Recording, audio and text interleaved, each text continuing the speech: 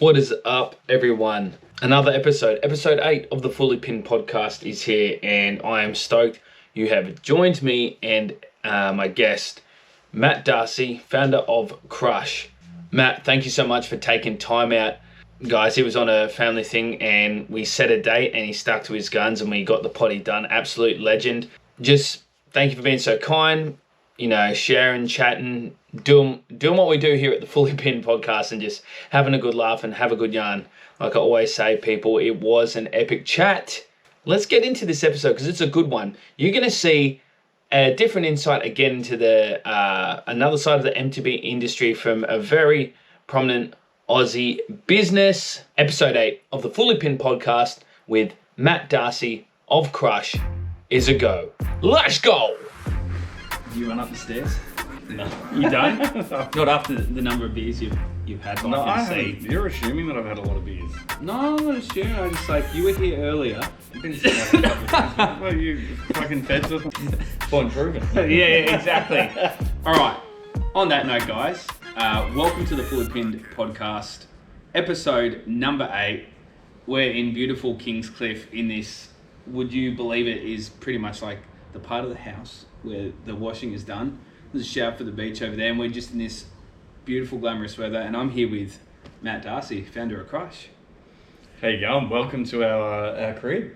Yeah, welcome feels to like an episode of Cribs, mate. Like maybe we'll have to get some B-roll of this place because it's pretty do a little incredible. walkthrough. Do a little walkthrough for sure. So here for family, 50, your sister's 50th. Yeah, but it's it's a bit surreal, sort of being here on the Gold Coast. Yeah, obviously, as you know, Yep. just back from a trip from the Swatch Nines in Germany. Woo! We're definitely going to talk about that. Name dropping for sure, mate. Yeah, it's back. Why not? It's back from Europe, mate. Like It's back from Europe, Yeah, and then straight up here, family commitments. Yep. It's awesome to be here. Would have been nice to sort of plan a bit more sort of like riding and stuff, but yeah, short trip. Good to catch up with yourself and Thank you for the time. make this happen, man. Make this happen in this beautiful location. It's I unbelievable. feel like we're in like Malibu or something. Yeah, look, if I'll do a bit of a flick around later, but literally there's just palm trees everywhere. And when I looked at the maps when I pulled up, if you could throw it hard enough, a stone would hit the beach on the other side of the trees out front of the house. So it's pretty blessed to be in this spot. But tell us, we'll get into the history of Krush, but man, one of those big talking points, lockdown to deal distribution in Europe. Tell us about the festival and Swatch Nines. Yeah, look, but I guess, you start a business and you have like multiple goals and you sort of, you write a business plan from day one and sort of map everything out with probably somewhat unachievable goals, but you sort of got to think big and You got to, yeah. Yeah, but it's been, Krush is like 7 years old now, which is sort of crazy saying that because it doesn't feel like it's been that long, but and distribution in Europe has always been A goal. sort of the pinnacle in the respect that the cycling industry in Europe is probably, it's the biggest market. It's the biggest cycling market globally. Oh, and for sure. Yeah, we went to Eurobike this time last year. Yep. Which is like a big Festival trade show, type thing. a big trade show in Frankfurt in Germany. Went over there and just met with a bunch of people, and this deal's sort of been a good 12 months in the works. And Traffic, our distributor, they're based in Cologne in Germany. Yep. Dude, it's awesome. Like, Stoked. Yeah, we obviously got the deal done, and there's sort of a lot to it. We've shipped their first order from Australia, but we've teed up with a manufacturing partner in Germany. We're going to manufacture over there. Oh my gosh. Save so much coin. Well, dude, look, I think the biggest thing for us, obviously being acutely aware of our environmental impact. Your carbon footprint's a big thing, yeah? Yep. And the biggest polluters are, obviously aviation. You literally, as they're talking about it. No, I cued that. I teed that up. Yeah. It's like, come in now. We're not far from the airport, so. Obviously aviation and sea transport, and if we can eliminate, and it doesn't make sense to be shipping our style of product. It can easily be replicated there. Yep. Still Australian owned, but replicated in Germany and distributed through Europe. So it was a big trip, bud. We did the Swatch 9s, which was nuts. It was completely nuts. Did you get to go for a walk through the course and watch any of the... I could have. I mean, the event village was sort of at the base of the park. Yep.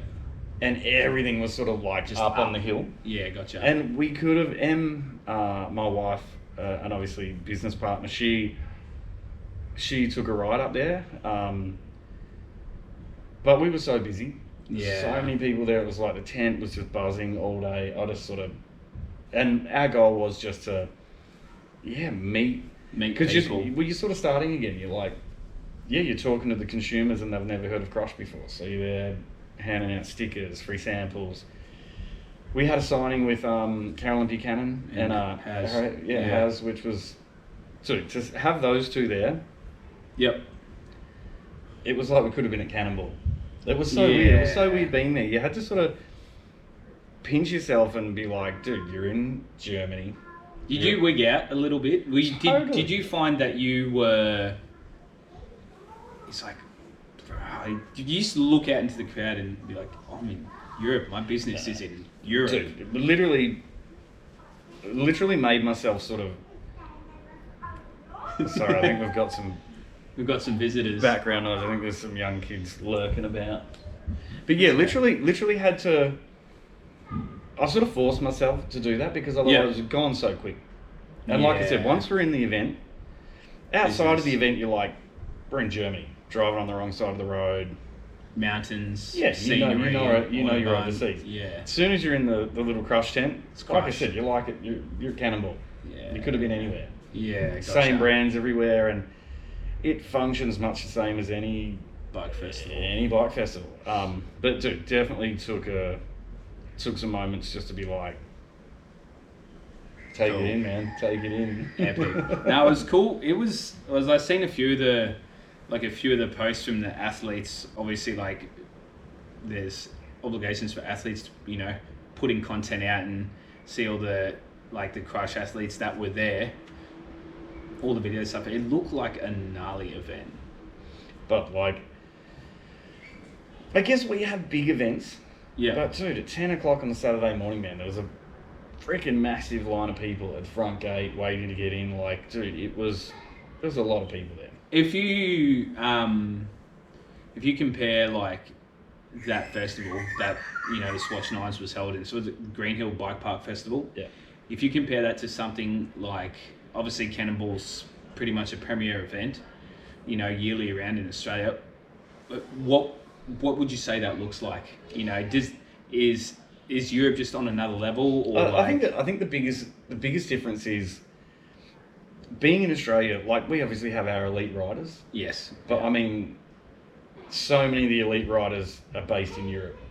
So the access to that event is super easy. So there were just so many people, the big names, the big names, and not that we don't have big names from Australia, but it's hard logistically and what it costs. Like something I raised with someone, like if you want to make moves or work in a particular part of the industry, you kind of find that you either I'm going to be in North America or I'm going to be in Europe or the UK. Like the position Daniel Payne is in, Jack Moyer's mechanic, is like, it's best for me to, obviously, Aussies get homesick, but like for him and his industry, particularly Aussie, he's got to be there. And it does make sense. I mean, Australia just being as vast landscape as it is, it's just not that easy to travel. Where Europe, there's just everything's, all the World Cups are there. Like, and you get to everything by van. It's like a lot of those boys, like Joshy Frother, like Bergen O'Neill, all those boys are pretty much doing like the whole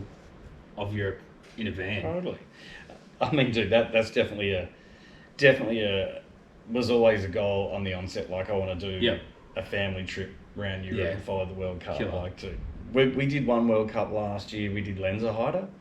Yep. And dude, I mean, we have awesome events here in Australia. Yeah. To Cannonball, even down to the Vic Downhill series. Love the Vic Downhill series. But yeah, going to a World Cup, it's just a different energy. Like, it must be, for sure.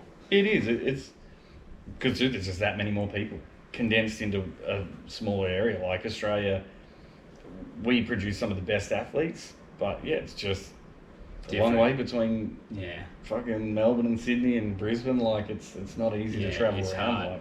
Like It's definitely hard. Like you think about the schematics of things, and like the point you made before about Europe having the biggest cycling industry, like well, if it's got the biggest cycling industry, then it's going to have some of the biggest athletes, and if all the biggest athletes are in one place, then a large fan base which would go to the festival is going to be in the same place as well. Yeah, it was mega. It was a real eye opener. Like, yeah, look forward to getting back there and yeah, want to do the World Cup circuit and man, that would so. If we're talking, doing the travel of the World Cup, so is that going to be a Crush thing or a family thing? Or yeah, a bit of both? it would be a Crush thing for sure. Yeah. And yeah, bring the family along. I mean, Crush was always sort of the goal of it was to be a family business. Yeah. I mean, I read that when I did a little bit of digging, like you've made that very apparent. Yeah, dude. Like for you guys. Mountain biking with your family is such an awesome thing, and if you can travel and it's your work, and if you can tie it all together, it's the goal. It's the absolute. Let's check goal. this bad boy. Yeah, we good. Yeah, it's the absolute goal. Like, yeah, but it was Europe was freaking sick. Dude, like I said, not that Australia. So I'm just going to quick. No, do you think? It's just a different thing. It's a different landscape. It's a different. I must say, like, Cannonball earlier this year, it was February, wasn't it? I think so. Which was the Nationals as well. Yeah. Well, I had Cammy Belange, had Jackson, Laurie, Sam, one of Sam's Hill's first appearances back on a DX bike. And mate, just the team at Threadboat, they literally put on like a world-class event, dude. Yeah. Like the whole weekend. Yeah, Timmy and Danny, you're just like, dude, this is the greatest. Like, we were there for like 10 days and it was just friggin' jam-packed. It's just the best, dude. But yeah, so that, Europe, and now we're here. How did, I guess we'll get into the oranges and things. How'd you go, the industry needs Crush? Like, go back to the beginning. Was it something you were finding, lacking in your, repertoire use of products? Like, where did the spark come from, or because they're very specific, obviously. It is, man. I think the biggest thing, I've always been into like, detailing cars and cleaning my dirt bikes and stuff. So I was well aware of what the best quality products were and all that sort of thing. And yeah, when it came to mountain biking, like, it was obviously using Muck-Off. Muck-Off make great products, and they were sort of the only one really sort of doing it, I suppose. I mean, there's other... In that capacity, anyway. In that capacity, exactly. Like, actually being at events, supporting riders. And, yeah, I just sort of had a moment where I looked around and I was like, there's really no Australian brand doing that's going to events, supporting riders, making high-quality products. There were some other brands definitely making high-quality products, and still are, but, yeah, not elevating it to that level. Yeah. And sort of taking on the whole marketing role and trying to put a brand out that is a household name, I suppose. Yeah, gotcha. And dude, I was just like, it was just one of those moments. I was running my own business at the time. I was running a recording studio for like 14 years, like music production. Cool. So I'm a drummer by trade, professional musician. Actually. Learn something new every day. I did not know this. I wouldn't expect you to. There you go. You obviously didn't do enough digging. Oh, I did a little. I did a little bit. No, man, that's sick. And I think it's definitely helped in the music industry. Obviously, marketing a product yourself and your band and whatnot, and I think it really helped. We had a good picture of it beforehand. Totally, man. Yeah. Like the branding, the logo. Yeah, we had sort of super high expectations of what it needed to be and how it needed to look, and how the products would feel, and so there was definitely a big gap in the market, and yeah, there was room. I think a lot of people were excited by it. When we got out there and started, mate, like we launched at Rotorua Crankworks in 2016. Man, it's a beautiful place to ride. It's so good. Redwoods. The dirt is it's just gorgeous, isn't it? I've been there once, and it was last year, and I'd been, I had a terrible situation while I separated from my bike when I was like in my early 20s. Happened, bad story with a girl. Anyway, got back on my bike last year, and then 3 months after, the back on a bike, we had to go over for some family stuff in NZ, and we're going to spend some time in Rotorua. And I said to my wife, I'm like, I have to ride there. Sorry, we're chasing a squirrel here. No, this is I was good. like, I have to ride there. And I look back on me riding there now, and I was like, I wish I was the rider I am now. And even then, it's just like, it is mind-boggling. It's how special, beautiful man. it is. It's special, and the redwoods there have just been developed so lovely. Sneaking up. It is. It's beautiful place to launch. And it was such a crazy thing. Like we sort of, where should we launch the brand? Crankworks. What's the biggest thing within reach? And man, just remember sort of shipping everything over. We only had 2 products at the time. What were they? The premium wash, so the concentrate, yep. and the after wash, yep. so our detailing spray. Yep. And yeah, I just vividly remember like we shipped everything over, and on a shoestring budget. Like we started the business with not a lot of money, and most businesses don't really start with a lot of coin. Dude, I sold, like I had some, with the recording studio, I had some like really high-end vintage piece of equipment. Like I've still got a bunch of stuff, and I'm full gear nerd. Got a big guitar collection, drums, and all audio. Yeah, I've got about 7 or 8 guitars at home. Nice. Yeah, I'll have to talk about that more. Otherwise, we'll rattle on for a different podcast. Yeah, but literally sold some like pieces of equipment that I was like, I will never sell that. But yeah, flew the family over to Rotorua, and I remember I picked up the hire van, and the day of setup, I remember driving to Main Freight to pick up all the equipment, the tent and everything. And dude, just remember putting it in the van, and honestly just had this moment of driving. I'm just like, dude, what the fuck are you doing, man? Yeah. I don't blame you. Well, you're taking a massive gamble, because I ran a sneaker business for a while, and I was working 40 hours a week as well. At the peak of it, I just had my second kid. Yeah. And we got to a position where I had to make a choice whether to, fold it or not, because I was like, man, I can't keep doing both. Like running a business is not an easy thing, and it's a gamble. There's so many risks. But I kind of feel I need that in my life. I need to feel like you're taking risks. The wolves are at the door, dude.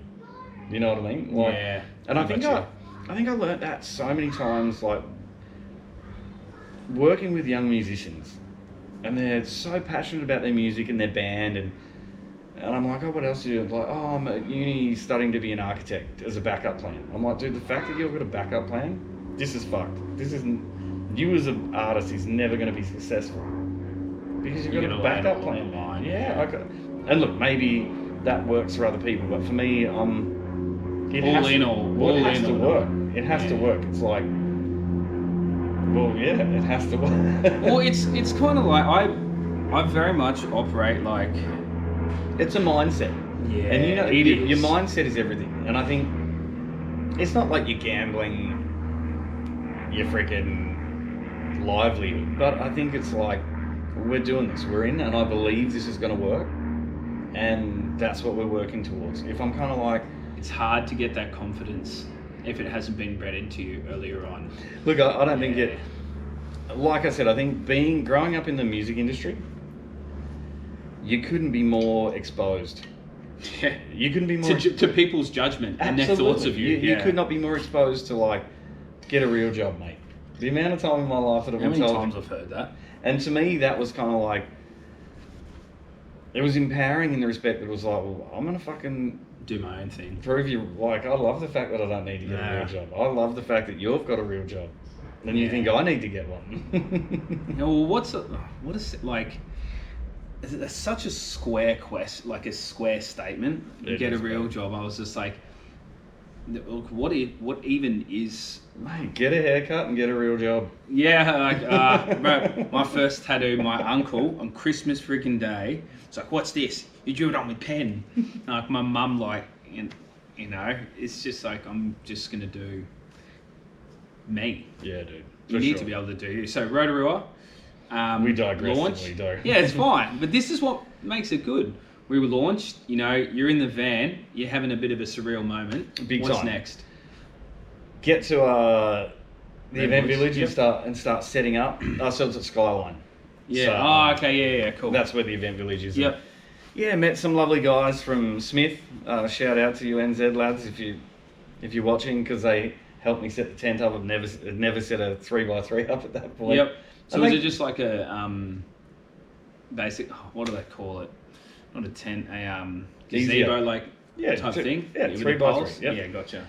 Yeah, we set up, man, and from the onset, from day one, people were definitely interested in the brand. Like, I could clearly see that people... Logo's great. Totally. I could clearly see that people were like, yeah, what's this? What's going on here? And, yeah, we just built relationships and, went Rotorua, came back to Australia, did a World Cup in Cairns. That was our second event. Oh, that would have been the last time the World Cup event was held. Exactly. Here. So from there, it's been World Champs. Yep. But yeah, did a World Cup and then... Or a World Cup for downhill anyway. Yeah. Yeah. And then the third event we ever did was at Listerfield. If any Melbourneites out there, southeastern suburbs, you know Listerfield, it's a big trail network right in the middle of massive housing estates. Like it's not like super gravity orientated, but just awesome trail network. And we did an event there. Like I said, it was our third event, and we live not far from the park, so all our friends were there, and that's where we met. A guy called Matt from Bike Corp, and I think that event at Listerfield was probably more integral than anything because Matt sort of showed an interest in the brand, and cold called us like maybe 6 or 8 months later, and do you want to come in for a meeting? And yeah, we've been with Bike Corp for probably 5 or 6 years, and they're awesome. We have a lovely, very family orientated relationship with them. Yeah. And yeah, business has been great with them. So it's gnarly. It's funny you mentioned like you had people, you know, what's going on over here? When I started to get a few, I just said, oh babe, can you? She was out near a 99 bikes and said, I was like, I need a chain loop, and I just remember being on the website, and that was the first one that was at the top of the list, and the logo was what made. I was like, oh, that looks metal as.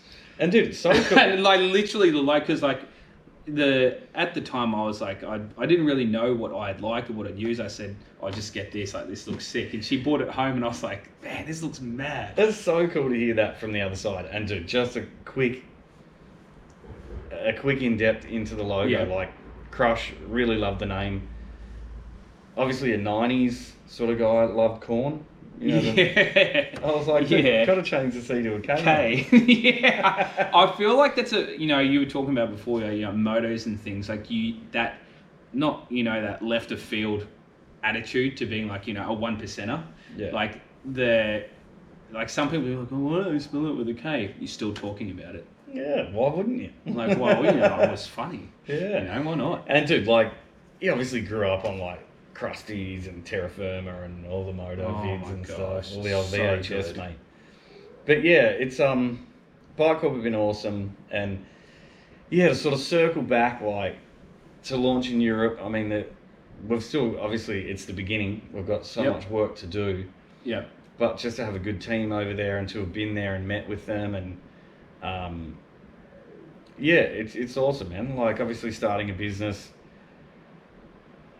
you have goals, and our business, we've always seen it as a lifestyle. Like the brand is a lifestyle. Like we're about riding, traveling, and hanging out with our friends. And if if the business provides us that, well, it's you're good. ticking all three Yeah, of those goals. absolutely, man. Who? Oh, how should I frame this? Oh, quick note. Back to the Swatch Nines. It was so sick seeing Caroline smash that Indian Air. She's a weapon. That man. was gnarly. She's an absolute weapon. We've been working with CB for probably nearly 3 years. I met her years ago at Rotorua because we had done Crankworks for like 5 years in a row, and so she's just a lovely human, absolute weapon of an athlete. Yep. And just a joy to work with. You know, when she works with a brand, it's for the long term, and we're the same. Like, yeah, you build the team around you. You know, build the team and build the team around the positive relationships that you build. Yeah. How did you get into MTB? Like, what was was it a moto thing first? Were you on like, you know, the Pee Wee 50s as a kid? Did you have a BMX first? Like, dude, it's funny. Like, I won't sort of go into it too heavily, but played footy as a young kid for like 10 years. But dude, love dirt bikes. But it's obviously an expensive sport. When you're growing up, it's super expensive, and it was just never going to happen. And I did have a little QR50 when I was younger, which is Honda's version of a Pee Wee. Yeah. And after that, it was sort of like, well, buy your own sort of thing. And yeah, it would have got to the point where the parents were like, I can't do this anymore. Yeah, and dude, I desperately wanted to race, and but yeah, I was busy with footy, and then obviously the whole music thing came along, and I was just heavily invested into that, and which I'm super thankful for. Like, I love what I learned and what I studied, and but the dirt bike thing was just always there. Yep. When I was running the studio, I always had a dirt bike, finish work, jump on the dirt bike, straight out the heels, and you can't really do that now. Like, there's so many the young kids at my local dirt jumps. They, you know, got motos, and like as soon as you get on a moto, you can almost hear sirens like straight away. It's become very hard to enjoy motorbikes in a public space. Yeah, look, I sort of don't think you've ever been able to do it. I mean, where I grew up, we were sort of rural, but dirt bikes have always, they're always seen as like an unpleasant thing. Like, I get it. Ripping up dirt roads, man. Someone out in their garden, they're always like, fucking. But it's sort of part of the fun. You're just like, it just makes you want to do it more. It does. It's like it's watching my son like skid his. I'm just like, you're gonna blow a tire. Like, they just love to do skids because it's fun. It's like if someone revs you up while you're like fanging down their street, you're probably gonna want to rev it more. You're gonna rip into it for sure. But yeah, dirt bikes are always there, and I think as mountain bikes, like I had a hardtail Giant there years ago, like probably 15 years ago. And I think just as the mountain bikes have progressed, it just became more attractive. Like the Levo that I've got at the minute. Dude, they almost look like motorbikes. Dude, it rides like a dirt bike. Yeah. Being an e-bike, it's got low slung weight, super slack, and it feels... Was that 64 degree head angle? I think they are. It would be something like that, yeah. Maybe not that slack. Is it a trail? It's like a trail. Yeah, so I think it's probably like 64 and a half or 65. And it has like a headset cup that you can put in to slacken it out. You can put in different, I know what you mean. But yeah, it's it feels like a little dirt bike. So mountain bikes are just awesome. Yes. Like, I think as they progressed, and it's an easier sport to do during the week. Like, get up in the morning, throw the mountain bike in, go to some trails. Dirt bikes, load the bikes up. Load the bike, strap it on.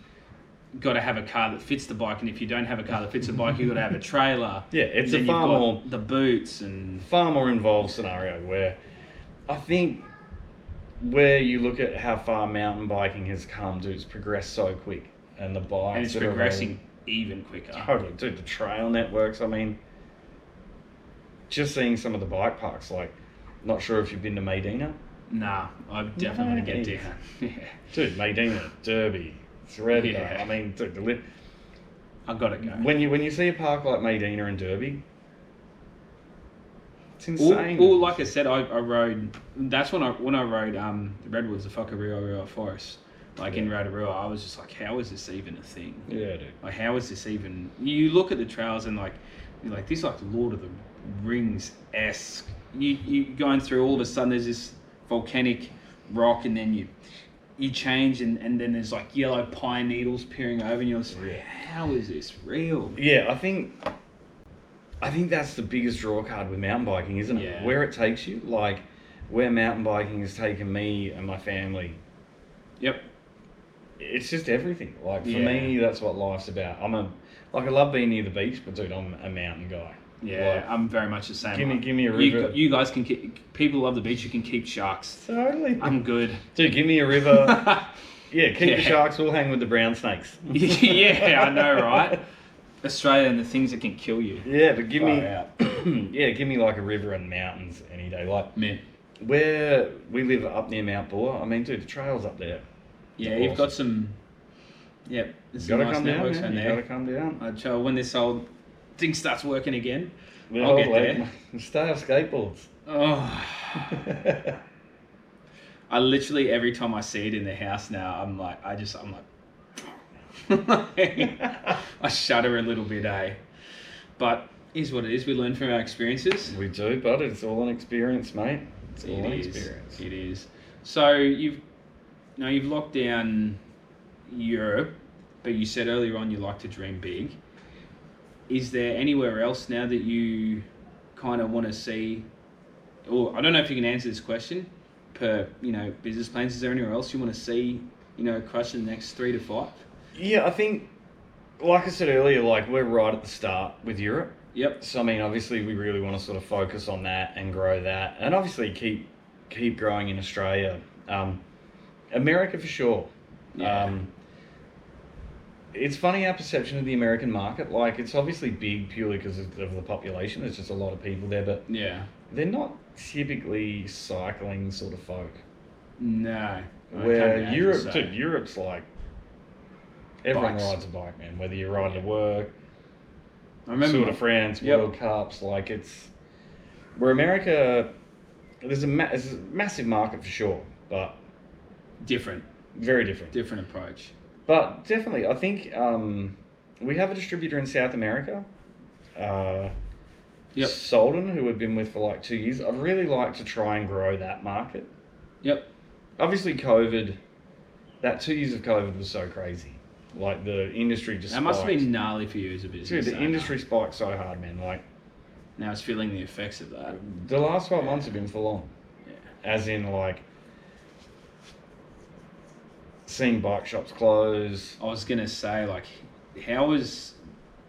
Yeah, give us a bit of hindsight on that. Dude, it was brutal for us in the respect that we had this goal with Europe, and obviously it costs a lot of money to get there and do all that, and the industry just sort of got sucked into this vacuum as COVID. We came out of COVID, and then interest rates, and we were going into winter down south, and it was crazy to keep that dream alive of Europe and try and still fund that while business really slowed up.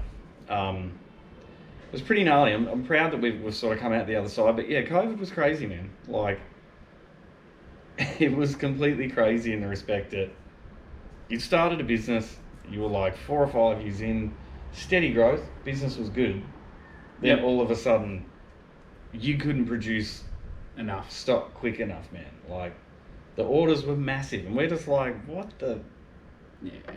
I think everyone thought we were all going to be rich, mate, but you had to try and look at it and think that it wasn't forever. It was such a weird time, man. It was would have been so hard with everything going out so quick for you to think outside the box at that time, because what was happening would have been grabbing so much of your immediate attention, like that at some stage an off switch is going to come. I think the biggest thing for us, because we've sort of built the brand on doing events. Yep. So through COVID, no events. Yep. Just stuck in the factory. Because we, manufacture all our products in Mansfield. So dude, just in front of a filling machine. Filling, bottling. That's it. Delivering orders. So you're in the factory yourself a lot. Absolutely. I love that. And dude, it's kind of funny. I love that too. Like, love being at events. And look, we're somewhat we're somewhat close to outgrowing it, but one of my my happy place is I love being in the factory, love seeing the weekly order come in, packing it, wrapping the pallets, ticking it off, delivering it. Yeah. Yeah, that's a really satisfying thing for me. As much as I love sort of the development side of the business and would probably need to do more of that, growing the business rather than working in the business. I think it is a bit of a no-no with business. Like, you want to work on the business, not in the business. Yeah. But it would be hard because you enjoy what you enjoy. Yeah, I love the hands-on approach. I literally can walk into any bike shop and we've packed those orders, man. That's all.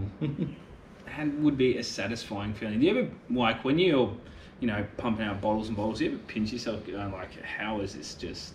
Apps all the time, man. Yeah. All the time. In the respect that, I mean, not to get all deep, man, but you sort of... Get deep. Well, you set yourself... A goal. You set yourselves on paths, and there's times that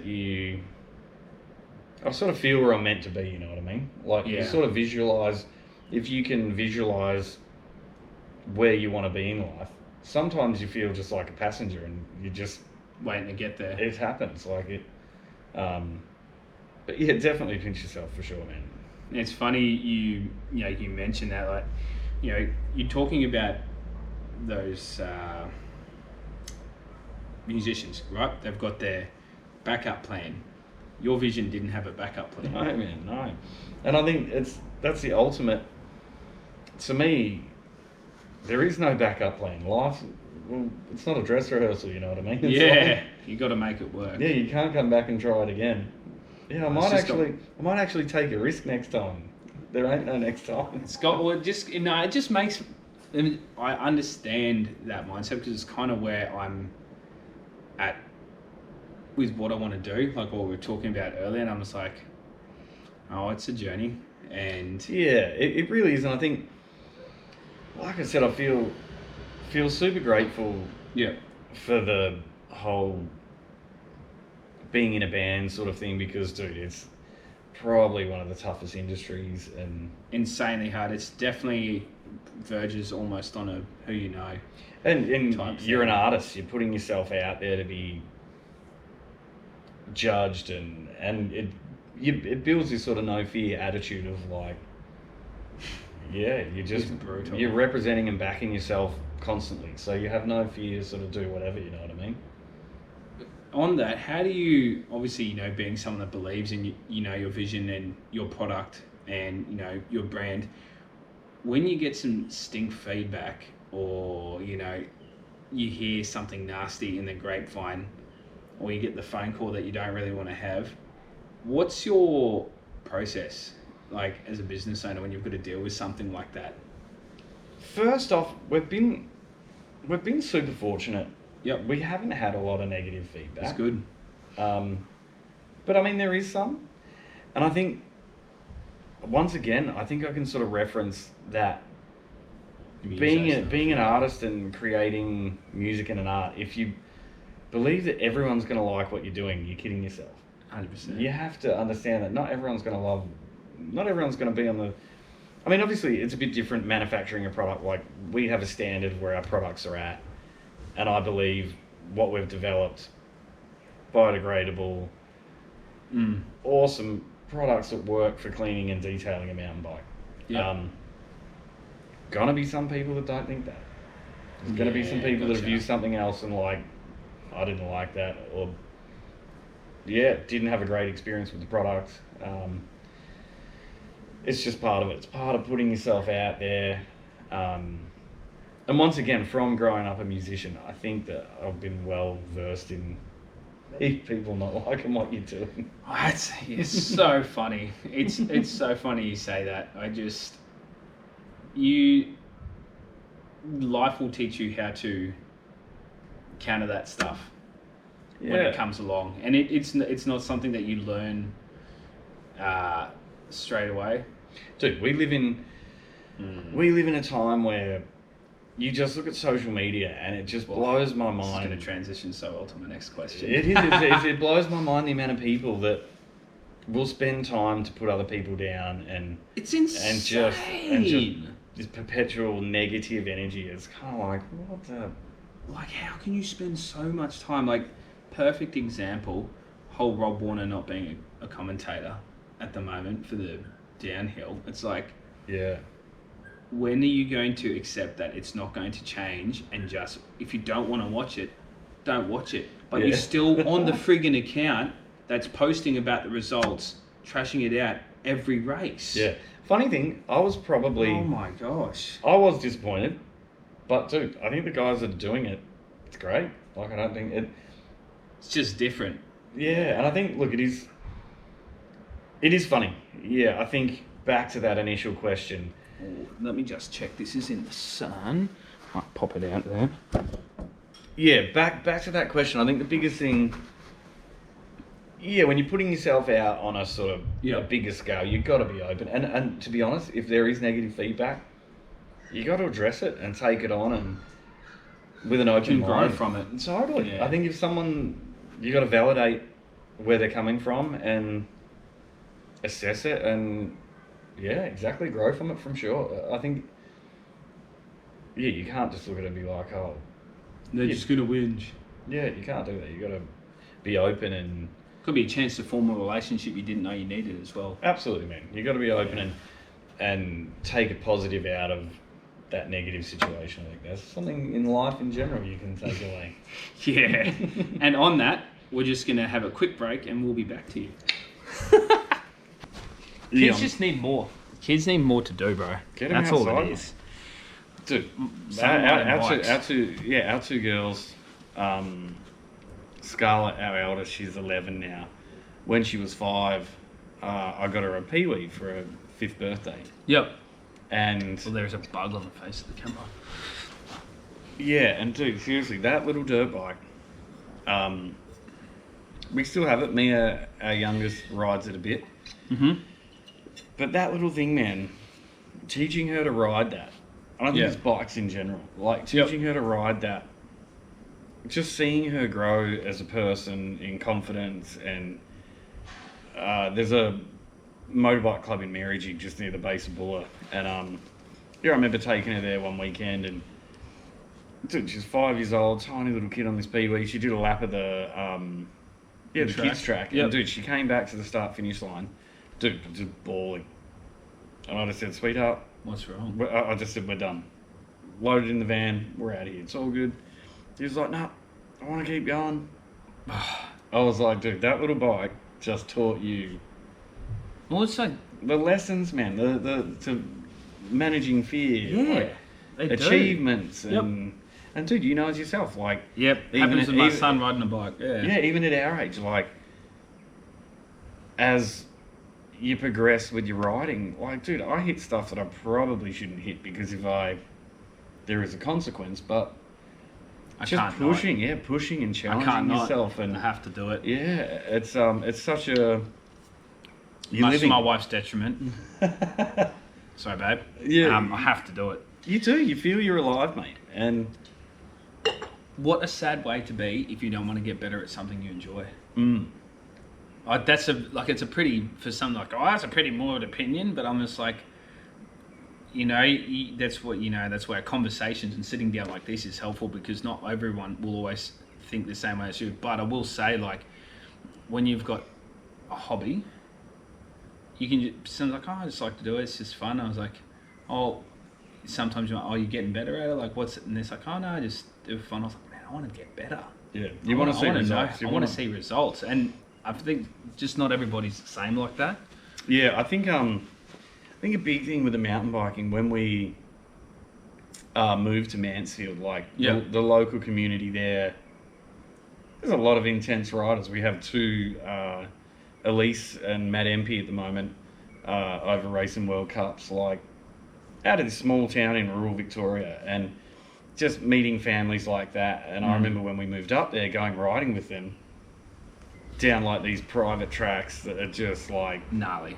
and you're just like, whoa, time But reel it in. Yeah, learning how to ride those places, you're kind of like, dude, this is cool. That's what I like riding now. Like, steeps are fun. Yeah. Now, have you been to Duck Creek? No, where's that? It's like actually not too far from here. There's a trail on there called Pacific Rim, and it's just like stupidly steep, swing off the back, like roots and stuff. Techie, yeah, and like it's like one of those things. Even if I couldn't ride it when I went there. I come off so many times, but like it's one of those things. I was like, I have to be able to do it one day. I have to know how to do it. Yeah, dude.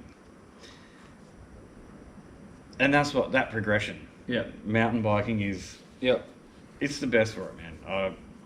It really is. I said to someone the other day, I can't really think of another sport where it's so on you to know what you're doing. And dude, it's the same. I think they're all in the same realm, like dirt bikes. When you take the dirt bike out, like you're always a bit nervous, but once you're in, you're just in this zone of like. And dude, same with that zone is so good. And dude, playing an instrument when you're on stage in front of a room full of people, or you're on that edge. It's like you're in there. You got to make it happen. Yep. And either side of it's like, oh, it could go in. Or when you're like first song in, and you bust a string, you're like, yeah, you got to deal with it. You got to make it happen. I think enjoying that sort of that place where you're on the edge of something, and yeah, it's awesome. I don't know how we got onto that topic, but was there a question there? No, there is a question. Well, just before we jumped off, people, we're talking about kids and how they overcome their fears. Pee-wee 50, or just in Judah's regards, my son, he's sent. I don't understand why or how he does it, but we went to a friend's place who's got some jumps out on his property, and he's watching the kids run this little jump. He pedaled all the way from the top of the hill to the start of the transition, and I was like, in my head, I was like, all right, hospital. I literally said to me, I was just like, I looked at it, I was like, this is not going to end well. And she's like, what do you mean? And he nearly went to flat on this little jump, and all the kids were like, oh, wow. And I'm like, are you scared? He's like, nah. And a couple of times after that, so we made some adjustments, and he got it right. And he did a mad over the bars, and I was just like, surely he's hurt. And he got up, and he's like, I'm good. And I was just like, man, they build resilience so quickly if you let them make their mistakes, or you let them get a little bit, like, it sounds crazy if you don't have kids, but like, they're very quick to adapt when they get scared and learn. I think it's probably the hardest thing about being a parent is watching your kids fail. But they have to. If they don't, it's really hard to make them learn. Yeah, you're sort of sitting there going, "Oh shit." We'll whip it back to that Instagram stuff, because we were talking about beforehand. Social media. How useful? Two-pointed question. How useful how useful is it for you as a business to be able to utilize it? And also, do you think there is any detriments to having, what some would say is, almost you can't have it without it now? Yeah, look, I think when we started Krush, Instagram was sort of, really coming to the forefront. I remember a good friend of mine, Rob, was like, dude, he was always sort of good at marketing stuff. He's like, you got to get on Instagram. You got to get your brand on Instagram, and it's been integral. It has been integral, like 100%. And I think we're super fortunate to live in a time where you can. Dude, those marketing campaigns would cost a fortune. Yeah. If we didn't live in a world with social media. Yep. I mean, look, it does have. You are in a small fish in a bigger pond with everyone else, where I suppose before the internet you could really target. Who paid the most for that billboard? Exactly. You could really put on the biggest event. Totally. You could target your marketing to where you wanted.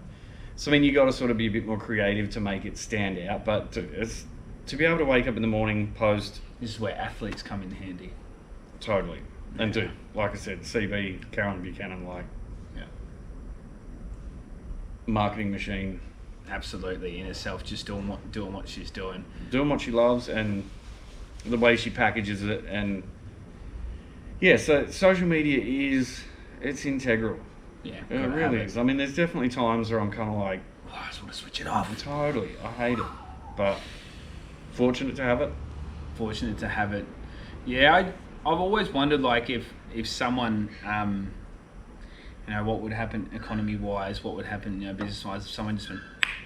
Dude, because surely there is a big switch for the internet. There has to be. I don't know where it is. There has to be a big red button that someone puts a key in either side and they've got to switch it at the same time. Bill Gates has got it in his bloody wardrobe. Yeah, surely it's just underneath his tinfoil hat.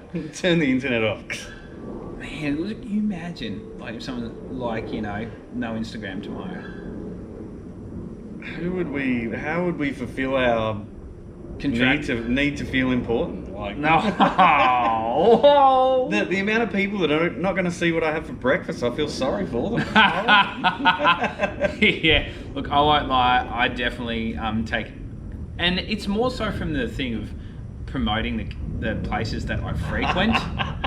But I will take a photo of a coffee and my breakfast when I'm at my favourite local. Hashtag living the dream. Oh, maybe not living the dream. I might have actually said... Oh no, I just said... I actually hashtag support local business. Look at you go. Yeah, it is, dude. Crazy time. Yeah. But I think, like you said, Imagine if you didn't have social media during COVID. How hard would that have been for businesses? Like, with online business boosting so much. For sure. Look, I think relative to COVID, I mean,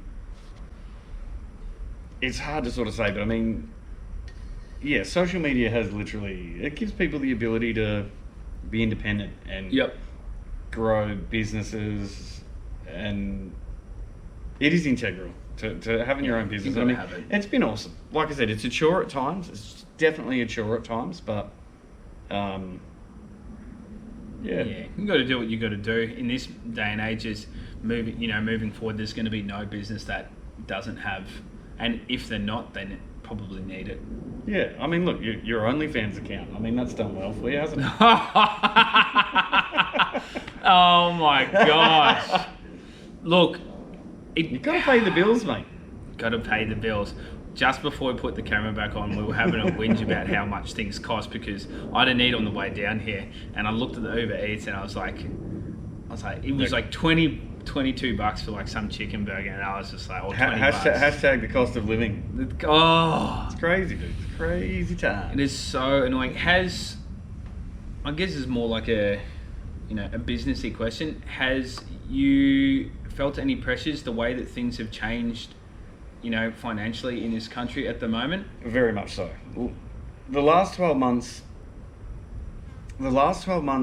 has been really intense, like the coming off of the high from COVID. Yeah. And interest rates. I mean, ultimately, trying to stop inflation is stopping people spending money. And yes, our products live in a retail space. Yeah. So people aren't. You need people to spend money. People aren't out shopping. Yeah. I remember leaving the factory one evening, probably 4 months ago, and I think it was old mate Dan Andrews, Victorian Premier, if you whatever region you're in. Wow, do you like him? Look, I'm not a political man, but I'd say no. Now, I can't remember the last person. Sorry if you have any political alignments to Dan, but I can't remember the last time I spoke to someone that spoke positively of that guy. No, and I think he reminds me of a school principal, and I never really liked never really liked school principals. Yeah, neither did I. To answer the question, definitely. I remember leaving the factory one day and interest rates went up again, and they said, look, the people that are going to be hurt the most are people with large mortgages and small businesses. I was like, But I think any business, you need to be prepared to weather the economic changes. You got to be, and you got to be flexible. and nimble to expand when you need to expand. Yep. And be tight when you got to be. When you got to be tight. Like, dude, that's Interesting. why. You have a team of people that'd help you do that stuff, though. Absolutely. So we're, like I said, we're super fortunate with Bike Corp. Yep. We have a bunch of sales reps around the country and marketing team, and obviously we have people that come and help and fill. But like, dude, when times are tight, man, I'm in the factory filling. Like, yeah, I believe it. Packing orders, like it's good to be nimble in a business, because mate, yeah, when your overheads, when you're too big, I mean, it's so hard. It's so hard these days to try and forecast curves, economic consistency, because there just isn't any. Like, shit seems so volatile right now. Like, yeah. But yeah, it's interesting. It's interesting to see that side. Like, one of the, I mean, obviously there's, yes, it's Krush. Yes, there's an MTV background, but I was like, man, I had driving down here, I was thinking about what other questions I would ask. If I wrote down, I was like, man, the whole COVID perspective of a business, and then how that would affect, you know, afterwards, and then interest rate. Like, it's very gnarly to see. Like, it's going to put us, you know, squeezes. It's going to squeeze on people at times. Yeah, it is. I think COVID just showed us how vulnerable, I mean, not to get deep again, but like how vulnerable society is. Like, everything as we knew it changed, people freaked out, and yeah, like, we were very fortunate that everyone was like, let's buy bikes, let's buy everything. Man, music industry, out of business. Like, it was a very tough time for entertainment. Yep. Insanely hard for musicians. Yeah, and we were very thankful the cycling industry boomed and grew. Now we're 12 months sort of out of that, and leveling out a bit. Exactly, just trying to navigate and level out. It's grown. Like, there's a lot more people on bikes, which is great. Yep. But yeah, I think the future's bright, mate, for sure. What do you think, you know, the future of mountain biking, you know, from a local perspective up to the, you know, the professional scene? What do you think that's looking like? What can be done to help grow? Because I've spoken with a couple of people, like, you know, obviously there's an Oz cycling perspective in having like consistent series in places, like, pros, cons. What's your thoughts? I think mountain biking in general is just going to continue to grow. Yeah. In the respect, it almost reverts back to the story about the Pee-wee 50. Okay.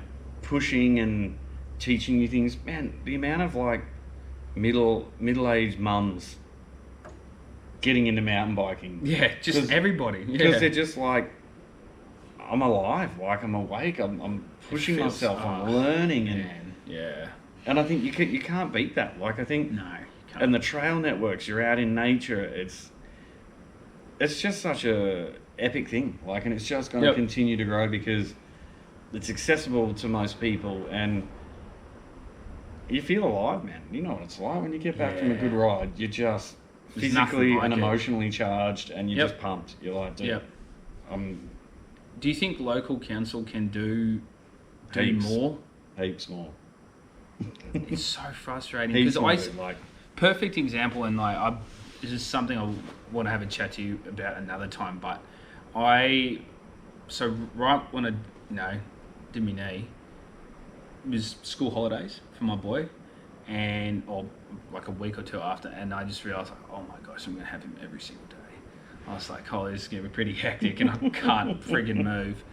So I pretty much had him on the bike like almost 3, 4, 5 times a week down at the local DJs, and pretty much the same kids every single day were there. And if something goes wrong with those jumps, or a Suron rips a hole in it, like, we fix it because they don't like develop it. And like, there's 2 council sanctioned trails there, and a couple of people have built other bits and bobs in there. And I just thought, imagine if the local MP's got some funding for this place, and there's such a high rate of youth crime in these particular areas of the Gold Coast, and like, I've been there before by myself, just because I live not far from it, and a kid comes down his bike, and I was like, and it's 1 p.m. or whatever. I had an early finish at work.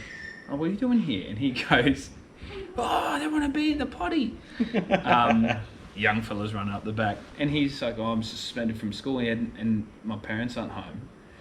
And I just thought, imagine if there was something like a hub here or something here, like. It is. It's such a. I guess it's a very convoluted conversation. It is. It's a big convo. I think there is definitely more that local councils should be doing. I mean, forever before mountain biking, as long as there's been BMXs, kids are building jumps and kids want to jump their bikes. Every single day, they want to jump their bikes. It's a good outlet. It is. Like, it is a. I know from the council perspective, there's a whole concept of, well, if we invest and build stuff, if someone injures themselves, there's potential lawsuits. Such a silly thing. It is. To think, because I'm like, guess what? They're doing it anyway, and they're getting hurt anyway. Look, I think.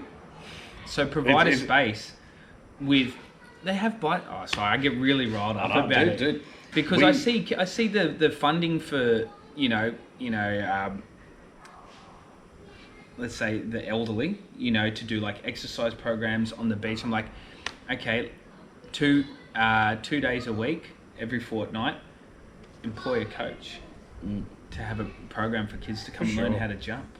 For sure, it's the same thing. There's a lot of room for the councils to learn and evolve, and we deal with it massively in Victoria. Yeah, like most of the trails we ride are unsanctioned. Yeah, there just isn't much else. Like, yeah, and I get that the forestry and that it's a sticky situation for them, because if they go and build and invest in these trail networks, and dude, it has happened. Like Listerfield, there was a person that injured himself there riding, and they tried to sue. You can't though, because you're out there riding at your own risk. You can't, because you're an adult and you're in charge of your own destiny, mate. Yeah. But unfortunately, it's a byproduct of the world we live in. And for the people who are listening on Spotify, we had a nice little camera malfunction, and we are here now. I was on a Siskiyou T7 before that. The Polygon, yeah. Yeah, and I snapped it twice. So good bike, man. Good bike. Oh, it did its job until it didn't. Yeah, it's like anything. I mean, obviously the components are built to a point, but yeah. Yeah. But yeah, thank you, Fisho, for I guess linking the dots. And if you do want Krush products, people, there is many a local retailer that you can get it from. As we were talking about, it's a tough time for bike shops, so if you can, support your stores, your local stores, but there's plenty of places online as well. Yeah, all your usual places. Oh like, my gosh, I hate spiders. Get out of here. I hate spiders. You don't look like the kind of guy that should be scared of spiders. No, I don't. They're probably more scared of me, but it's probably not the truth either. Your local bike shop, any 99 bikes, pushies, mountain bikes, directs, Cruise, everywhere. But yeah, treat your bike, mate. You do. You got to treat your bike and look after it. You can't just, you got to look after it. They're not cheap. And like we were saying, if you're going to make an investment, and in this current financial climate, you got to look after the things. Look after your investment, mate. It's a good way to do it. Thank you very much, Matt. Legend. For making time. Yeah, good to meet you, man, and awesome that we could make it. Funny that we actually managed to make it here on the Gold person. Coast, mate. Yeah, on the Gold Coast. Just wild. A little bit of a gnarly time. He called me earlier on and said, earlier on in the piece, and said, let's do. Let me do Europe first, and then I'll come back with a bit of a yarn. So hope you guys enjoyed that. That was the Fully Pinned Podcast, episode number 8. Krush founder Matt Darcy. Go get yourself some Krush products. Peace out. Love you all. God bless. Get on the bike and send it. The Fully Pinned Podcast.